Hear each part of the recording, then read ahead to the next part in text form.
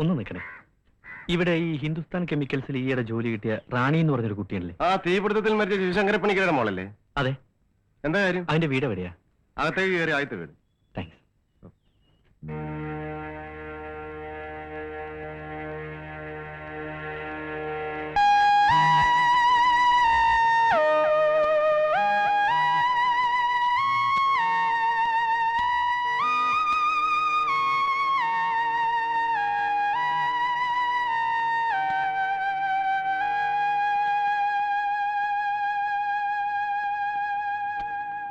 കുട്ടികളെ, റാണിയില്ലേ ഇവിടെ?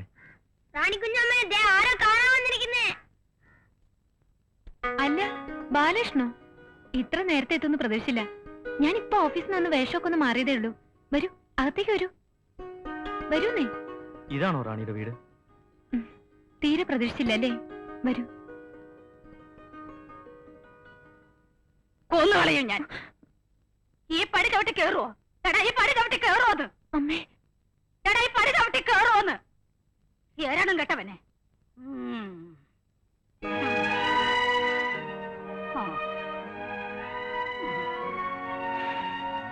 വരൂ.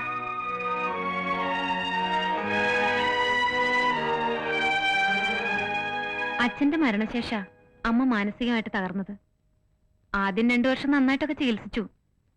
പിന്നെ എല്ലാരും അങ്ങ് ഉപേക്ഷിച്ച മട്ട. എല്ലാരും എന്ന് വെച്ചാ ഈ ഞാൻ പോലും. ബാലകൃഷ്ണൻ എന്താ ഇരിക്കാത്ത? ഇപ്പോഴും അമ്പരപ്പ് മാറിയിട്ടില്ലെന്ന് തോന്നുന്നു. ഇല്ല, ഞാൻ ഇങ്ങനൊന്നുമല്ല റാണിയെ കരുതിയിരുന്നത്. ഇന്നലെ വരെ ഞാൻ കണ്ട റാണിയാണോ അതോ ഇന്നീ കാണുന്ന റാണിയാണോ? ഏതാ യഥാർത്ഥ റാണിയെന്ന് എനിക്കിപ്പോഴും സംശയം. സംശയിക്കണ്ട, ഈ മുമ്പിൽ നിൽക്കുന്ന ആള് തന്നെയാ യഥാർത്ഥ റാണി. അവിടെ ഇരിക്കുന്ന ഭ്രാന്തിയായ അമ്മ, അകത്ത് തളർന്നുറങ്ങുന്ന ചേച്ചി, ഭർത്താവ് ഉപേക്ഷിച്ചതാ. അവരുടെ 4 പെൺകുട്ടികളാ ആ കളിച്ചോണ്ടിരുന്നവര്. ഇവരൊക്കെയാ ബാലകൃഷ്ണൻ പറഞ്ഞ സാമർത്ഥ്യക്കാരുടെ സ്വത്തുക്കൾ. ഇതൊന്നും സാരമില്ല, ഇനിയൊരു സ്വത്തുണ്ട്. അതാ എന്റെ ഏറ്റവും വലിയ ദുഃഖം. ഉണ്ണി, ഉണ്ണി. എന്താ ചേച്ചി? ഒന്ന് ഇവിടെ വരെ വരാമോ? വരുന്നു.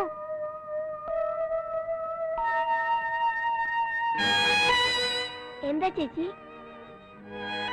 ഇവിടെ ഒരാൾക്ക് നിന്നെ കാണണമെന്ന്. ആരാ ചേച്ചി? നിനക്ക് കാണാമോ? എന്തോ പോലെ, ഒരു മിന്നായം പോലെ. ആ, ഇത് ബാലകൃഷ്ണൻ. ബാലകൃഷ്ണനോ? അതാരാ? ബാലകൃഷ്ണൻ. ചേച്ചിയുടെ ആരാത്? അച്ഛന്റെ കൂടെ ജോലി ചെയ്തിരുന്ന ആളുടെ മോനകത്ത് വയ്ക്കോ. കഴിഞ്ഞ SSLC പരീക്ഷയ്ക്ക് ഹൈ ഫസ്റ്റ് ക്ലാസ് ആണവൻ. അവന്റെ സ്കൂളില് ഏറ്റവും കൂടുതൽ മാർക്കും അവനായിരുന്നു. 1.5 മാസമേ ആയുള്ളൂ കണ്ണിന് കാഴ്ച കുറയാൻ തുടങ്ങിയിട്ട്. കഴിഞ്ഞ ആഴ്ച മുതൽ ഒട്ടും കാണാതായി തുടങ്ങി. പെട്ടെന്ന് ഇങ്ങനെ ഉണ്ടാവാൻ കാരണം? എന്തു പറയാൻ, വിധിയെന്ന് പറഞ്ഞാ മതിയല്ലോ. അച്ഛന്റെ മരണശേഷം എല്ലാ ചുമതലയും എന്റെ തലയിലായപ്പോഴും എനിക്ക് നല്ല ധൈര്യമായിരുന്നു. എല്ലാം ശരിയാക്കി എടുക്കാൻ പറ്റുമെന്ന് തന്നെ ഞാൻ കരുതി. എന്റെ പ്രതീക്ഷ മുഴുവൻ ഉണ്ണിയിലായിരുന്നു. എത്ര കഷ്ടപ്പെട്ടായാലും ഞാൻ അവനെ പഠിപ്പിക്കുമായിരുന്നു. പക്ഷേ ഡോക്ടർമാരും കാണിച്ചില്ലേ? കാണിച്ചു. എത്രയും വേഗം ഒരു ഓപ്പറേഷൻ നടത്തിയ അവന്റെ കാഴ്ച തിരിച്ചു കിട്ടാവുന്നതേ ഉള്ളൂ. കൂടുതൽ താമസിച്ച പിന്നെ ഒരിക്കലും കാഴ്ച തിരിച്ചു കിട്ടിയില്ല എന്ന് വരും. എങ്കിലും ഓപ്പറേഷൻ നടത്തിക്കൂടെ റാണി? നടത്തണം, പക്ഷെ അതിന്റെ വിലയാ ഭയങ്കരം. എന്റെ അനിയന്റെ കാഴ്ചക്കുള്ള വില അതെത്രയാണെന്ന് അറിയണ്ടേ? എത്രയാ? 50,000 രൂപ. എന്താ, തരാവോ? ഉണ്ണിയുടെ കാഴ്ചക്കുള്ള 50,000 രൂപയ്ക്ക് വേണ്ടിയാ ഞാൻ ഈ കളിച്ചതൊക്കെ.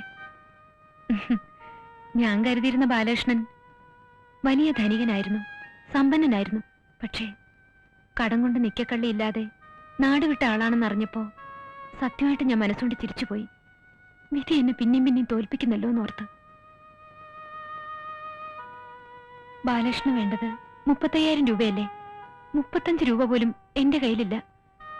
ഇതൊക്കെ ഓഫീസിൽ വെച്ച് എങ്ങനെ ബോധിപ്പിക്കാന്നറിയാഞ്ഞിട്ടാ ഇവിടെ വരാൻ പറഞ്ഞത്. പറ, ഇനി പറ, ഞാൻ എന്താ ചെയ്യേണ്ടത്?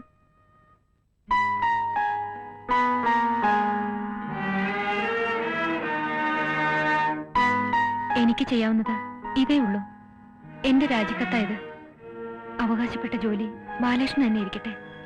അവിടെ ഇരുന്ന് എങ്ങനെയെങ്കിലും ബാലകൃഷ്ണന്റെ കാര്യം സാധിച്ചെടുക്കാൻ നോക്ക്.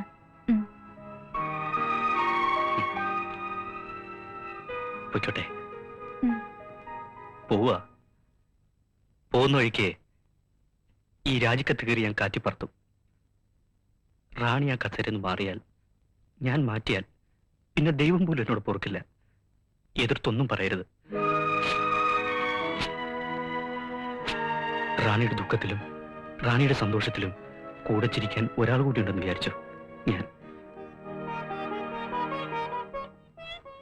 റാണിക്ക് വേണ്ടത് 50,000 രൂപ, എനിക്ക് വേണ്ടത് 35,000 രൂപ.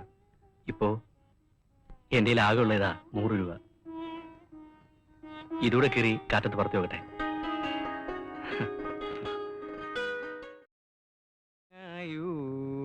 പാദ പങ്കജത്തിൽ ഞങ്ങളെ വച്ചിതാ കുമ്പിടുന്നു.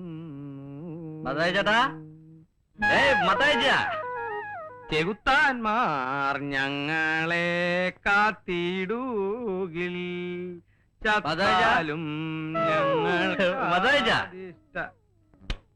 ഗോപാലകൃഷ്ണ ഒന്ന് ചെന്ന് നോക്കി, അവന് ലേലം വിളിച്ചു വെക്കാനാ പോണേ. ആ ദുഷ്ടർ ഞങ്ങളെ അവൻ ലേലം ഉറപ്പിച്ചെന്നാ തോന്നണേ.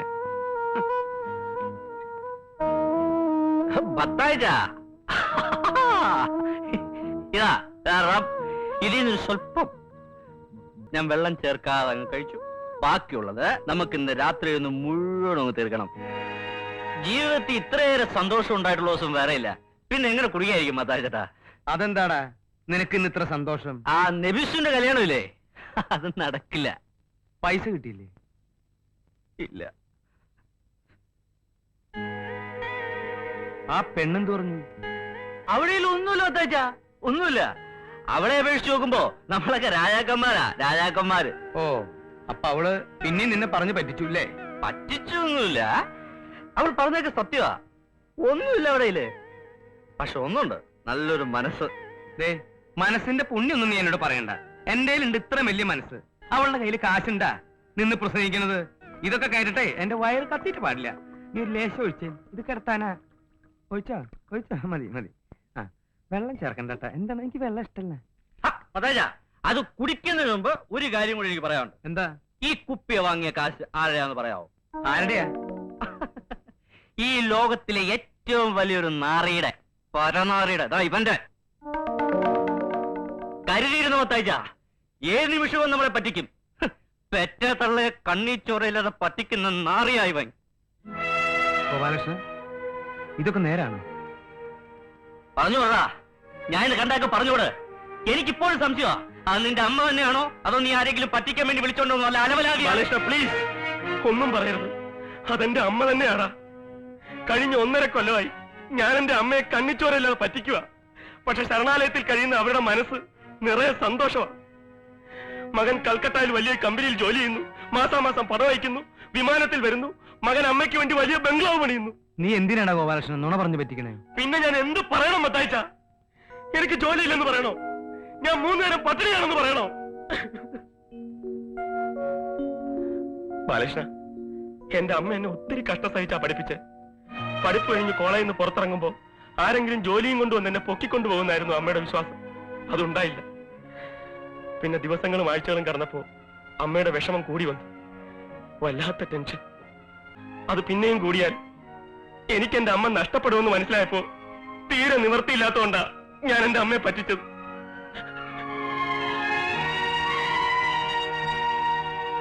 മത്തായി ചേട്ടാ, സത്യത്തിൽ ഇവൻ എന്റെ അമ്മയുടെ മുമ്പിൽ വെച്ച് എല്ലാ നുണകളും പുറത്തു കൊണ്ടുവന്നിരുന്നെങ്കിൽ ഈ രാത്രി എന്റെ അമ്മ ജീവനോട് ഇരിക്കില്ലായിരുന്നു. ബാലകൃഷ്ണ, നിന്നോട് എനിക്ക് ഒരിക്കലും തീരാത്ത നന്ദിയുണ്ട്. ഞാൻ നിന്നോട് ഒരുപാട് തെറ്റുകൾ ചെയ്തിട്ടുണ്ട്. എന്റെ അമ്മയെ ഓർത്ത് എല്ലാം പുറത്തു തന്നേരടാ.